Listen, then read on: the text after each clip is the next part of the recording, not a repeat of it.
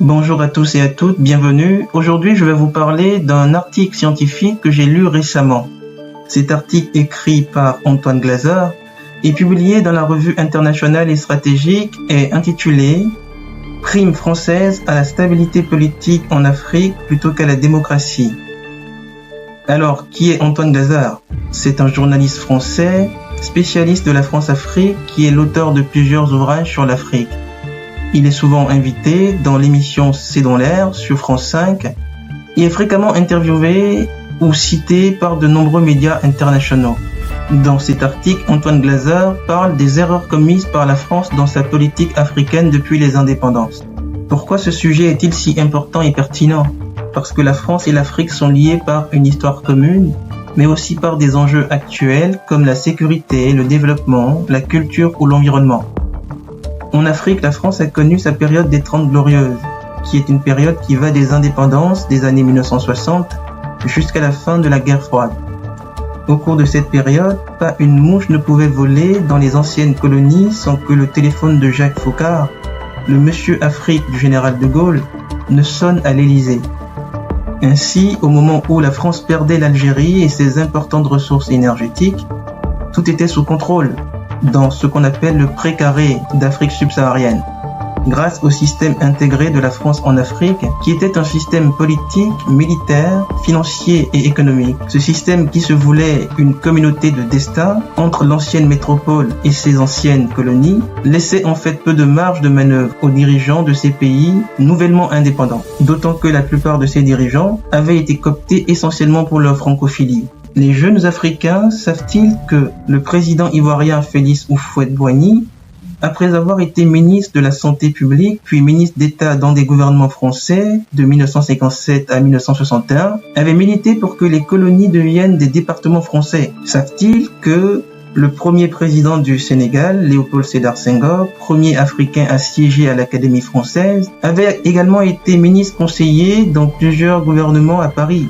Pourtant, cette référence à l'histoire permet de comprendre l'ambiguïté encore si présente dans les relations franco-africaines. Au cours des dernières années, la plupart des candidats à l'élection présidentielle en France ont manifesté leur volonté de rompre avec le système de la France-Afrique. Mais une fois leur accession à la magistrature suprême devenue effective, les hommes politiques français ont toujours privilégié, dans les moments de crise, le statu quo à tout changement de régime en Afrique au nom de leur propre diplomatie d'influence. Pendant la guerre froide, dans les anciennes colonies françaises, les velléités d'indépendance des leaders panafricanistes ont été tuées dans l'œuf par des coups d'État parfois sanglants d'anciens adjudants-chefs de l'armée française. Ces coups d'État étaient pour la plupart avalisés par les dirigeants français quand ceux-ci n'étaient pas à son initiative.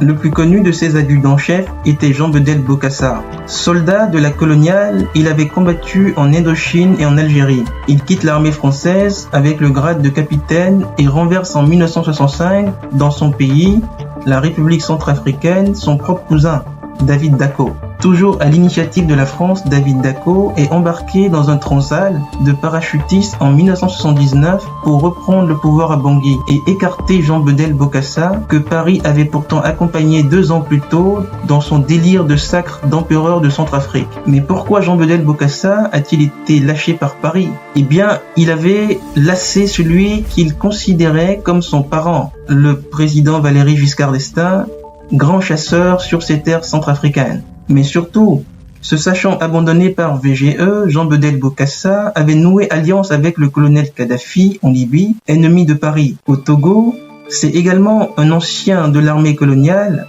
Yassingbe Eyadema, qui avait pris le pouvoir par un coup d'État le 13 janvier 1967. Quand il décédera le 5 février 2005, le président Jacques Chirac pleurera un ami de la France et un ami personnel. C'est son fils Faure Yassingbe qui lui succédera. À la chute du mur de Berlin et à la fin de la guerre froide, la France laisse planer au sommet franco-africain de la Baule, le 20 juin 1990, sa volonté de favoriser la démocratie dans ses anciennes colonies. François Mitterrand annonce alors une prime pour les pays les plus ouverts au multipartisme. Cette promotion de la démocratie n'était pourtant qu'un leurre, une façade, dans la mesure où la France négocie secrètement avec les institutions de Bretton Woods un passage de relais économique et financier de ses prérogatives postcoloniales. En échange d'une dévaluation du franc CFA, la monnaie des anciennes colonies françaises d'Afrique.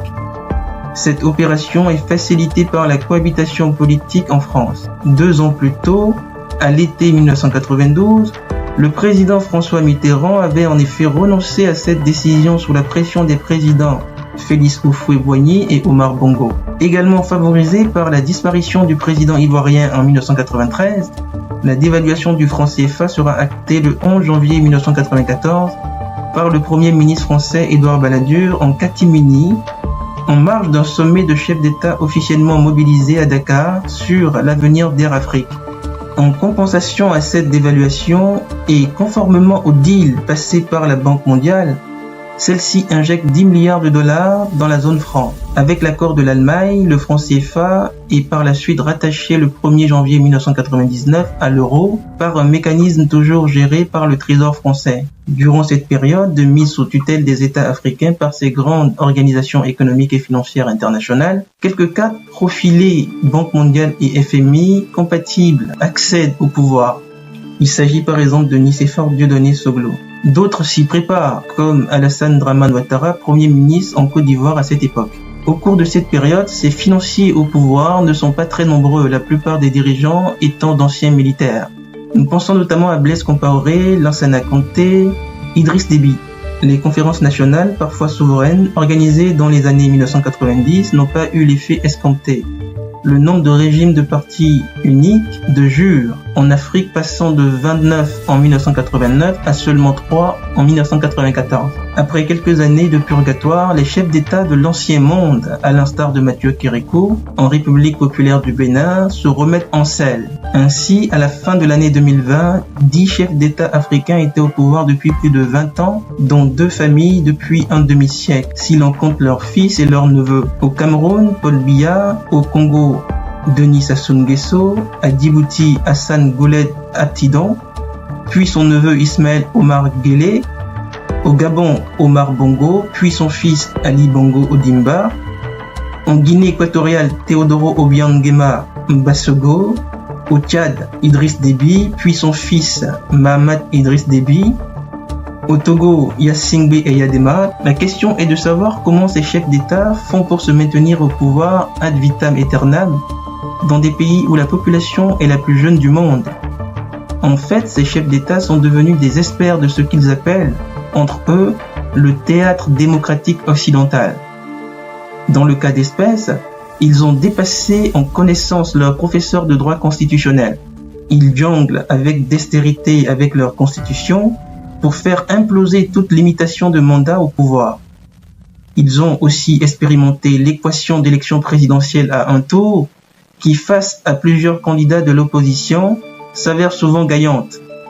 Ils expérimentent enfin actuellement la mise en prison des opposants gênants ou leur départ en exil afin de les écarter des processus électoraux.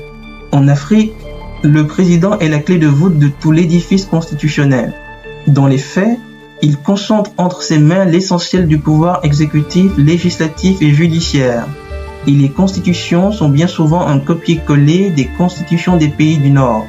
Pour reprendre les mots du constitutionnaliste Jean Dubois de Gaudusson, nombre de lois fondamentales adoptées au moment des indépendances apparaissent comme des tests miroirs de constitutions en vigueur au Nord, et plus spécialement dans les anciennes métropoles, reprenant volontairement ou contraints et forcés tout un dispositif institutionnel, une série de dispositions juridiques, ou encore ceci, n'excluant pas cela, des modèles types d'institutions. Cette situation illustre la permanence du facteur externe qui est un trait de l'histoire africaine. Ainsi, les processus électoraux apparaissent dans l'esprit des jeunes Africains comme une parodie de démocratie de droit français dans les anciennes colonies d'Afrique. Les gouvernements français qui se sont succédés au pouvoir ont bien souvent entériné, voire accompagné cette comédie qui aboutit à des gouvernements illégitimes.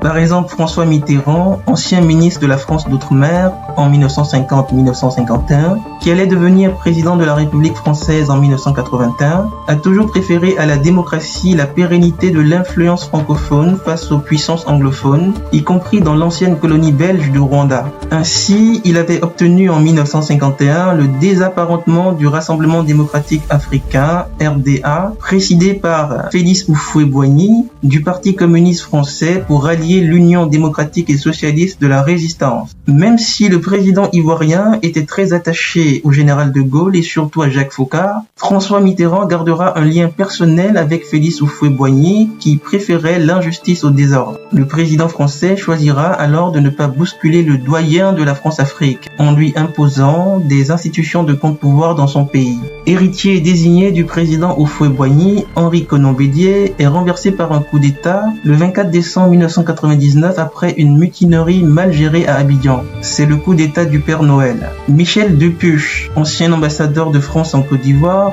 de 1979 à 1993, préconise une intervention militaire française afin de rétablir à la présidence l'héritier du vieux. Mais les socialistes français voient alors une opportunité historique à ce que leur camarade Laurent Gbagbo, président du Front populaire ivoirien et opposant historique du président Félix Houphouët-Boigny, parvienne au pouvoir grâce à une constitution qui écarte les autres prétendants, Henri Konan-Bédié et Alassane Ouattara. Henri Konan-Bédié est héliporté au Togo et c'est le général Robert Gueye qui prend le pouvoir à Abidjan. Ainsi, après des élections cafouilleuse, selon sa propre expression, Laurent Gbagbo accède effectivement au pouvoir au mois d'octobre 2000. Une crise politico-militaire coupe le pays en deux en septembre 2002. Avec un mandat des Nations Unies, la France installe une force d'interposition, l'opération Licorne. En reportant les échéances électorales, Laurent Gbagbo se maintient au pouvoir pendant une dizaine d'années, malgré la pression d'une rébellion au nord du pays soutenue par le Burkina Faso.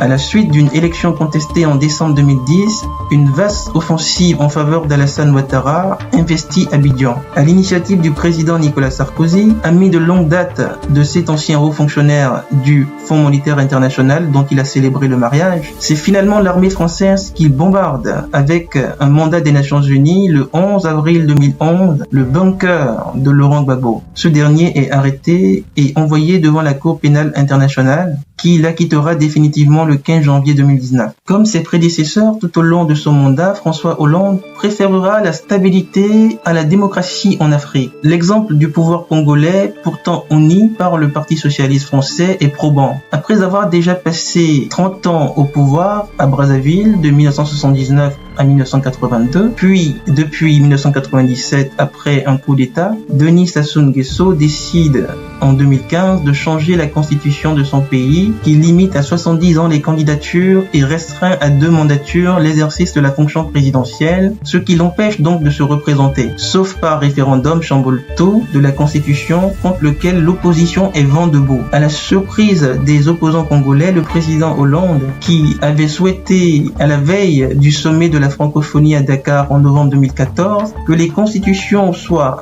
respectées et que les consultations électorales se tiennent dans des conditions de transparence incontestable, déclare le 22 octobre 2015, 3 jours avant la consultation, Denis Sassou Nguesso peut consulter son peuple. Ça fait partie de son droit et le peuple doit répondre. Après ce blanc-seing implicite accordé au président congolais, le oui l'emporte avec 92% aux grandes dames de l'opposition. Par la suite, le président Denis Sassou Nguesso est réélu le 20 mars 2016 avec 60,07% des suffrages et fait emprisonner son principal challenger, le général Jean-Marie Michel Mokoko, qui avait contesté ses résultats. Emmanuel Macron succède à François Hollande en 2017. À Ouagadougou, devant des étudiants burkinabés, le jeune président français officialise un discours de rupture avec le passé en 5 actes. Tout au long de son premier mandat, il entend privilégier les actions multilatérales, en particulier dans tous les domaines régaliens, notamment le financement, l'écologie, la culture, le sport, au détriment des relations bilatérales, façon d'échapper aux autocrates au pouvoir. Il entend d'une part sortir la France du précaré des anciennes colonies en privilégiant les visites et les investissements dans les pays anglophones et d'autre part en s'employant à européaniser les opérations sécuritaires sur le continent, notamment au Sahel. Il préconise d'orienter le business vers les hommes d'affaires africains pour aider le patronat français à se dégager des rentes politiques postcoloniales. Enfin, il sort un joker, celui des diasporas des Français d'origine, pour accompagner ce changement de politique vis-à-vis du continent. Mais le jeune président sera bientôt rattrapé par la réelle politique franco-africaine. Lorsque Alassane Ouattara annonce qu'il ne se représente pas pour un troisième mandat à la présidence de la République ivoirienne, Emmanuel Macron le félicite chaleureusement. Aussi, quand le chef d'État ivoirien change finalement d'avis en mars 2020 à la suite du décès de son dauphin, Amadou Gon Coulibaly, le président français a du mal à avaliser cette décision. Il confiera « Ça a été une déception, je le lui ai dit. En même temps, quand je regarde les choses avec recul, on a travaillé pendant 2 ans pour qu'il y ait une alternance. » Après avoir tenu un certain temps l'incontournable président congolais à bout de gaffe, Emmanuel Macron le reçoit chaleureusement à l'Elysée le 3 septembre 2019 pour parler tourbière puis à carbone et influence de la France dans ce secteur stratégique en Afrique. Le 23 mars 2021, Denis Sassou Nguesso entame son 4e mandat avec un score de 88,57%. À la mort au combat du président tchadien Idriss Déby le 20 avril 2021, Paris est en ébullition. Accompagné au pouvoir par la DGSE, en 1990, l'ancien rebelle, dont la garde présidentielle est la plus aguerrie de la région, est le chouchou des militaires français. Emmanuel Macron n'a pas de plan B. Il se précipite à N'Djamena pour avaliser une succession dynastique à la tête du pays. Dans la grande tradition de la France-Afrique dont il entend tourner la page, le président apparaît au premier rang aux côtés du général Mahamat Idriss Déby dit Kaka, fils du chef disparu et déjà président d'un conseil militaire de transition. On pourrait multiplier les moments où Emmanuel Macron, en contradiction avec tous ses discours d'intention, a bien dû se plier aux exigences du moment pour défendre l'influence de la France. Il a reçu et soutenu à bras le corps le 12 novembre 2021 sur le perron de l'Elysée le président Ali Bongo, handicapé après un accident vasculaire cérébral. Officiellement à cause de la relation singulière et historiquement forte entre le Gabon et la France, de la lutte contre le réchauffement climatique et la protection de l'environnement, de la place des femmes dans la société, de la nécessité du multipartisme pour un monde plus pacifié et équitable. La réalité est bien différente. Le Gabon est, avec le Ghana, l'un des 5 nouveaux membres permanents du Conseil de sécurité des Nations Unies pour la période 2022-2024, de plus en plus souvent confronté au veto du duo Russie-Chine pour les résolutions qu'elle présente sur l'Afrique, en particulier pour les opérations de maintien de la paix. La France a donc besoin de la voix du Gabon. Enfin, la France n'est pas à un paradoxe près. Plus elle perd de son influence en Afrique, moins elle favorise les transitions démocratiques. Elle a tendance à se cacher derrière les déclarations ou les communiqués de l'Union européenne, qui elle-même s'attache à reprendre les décisions des organisations régionales africaines. Encore plus problématique, au nom du sacro-saint respect de la Constitution, la France a encouragé ces dernières années des scrutins électoraux dans des pays comme le Mali, alors qu'une partie du territoire était aux mains des groupes armés. Dans l'urgence, il fallait légitimer un gouvernement pour cautionner la présence militaire française et toujours bénéficier d'une aide financière multilatérale. Une sanctuarisation sécuritaire qui sert de cache-misère à une diplomatie d'influence et des intérêts économiques en berne dans une Afrique totalement mondialisée.